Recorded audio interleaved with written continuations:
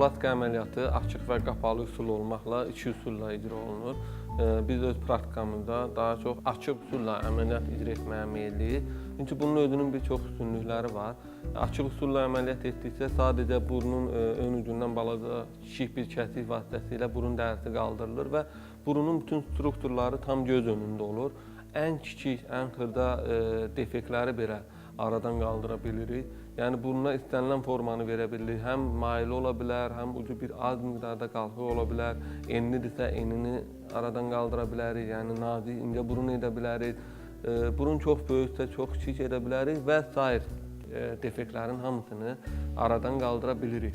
Amma qapalı üsulda sadəcə bu dediyimiz işləmlərin çox kiçik bir hissəsini tam belə əminliklə, güvənlə aradan qaldıra bilirik. Yəni qapalı üsulla minimal defektləri icra etmək daha məqsədə uyğundur.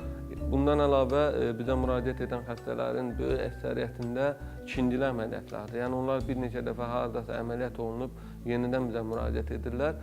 Qeyd edim ki, bu cür əməliyyatlarda da həm əməliyyatın gedişinin çətinliyi, mürəkkəbliyi, eyni zamanda daha əvvəlki əməliyyatda rast gəldiyi uğursuz problemlər, yəni qığırdağın artıq olmaması bizim üçün yenidən qığırdaq lazım ola bilər. Biz bu zaman qabırğa qığırdağından və yaxud qulaq qığırdağından istifadə edirik.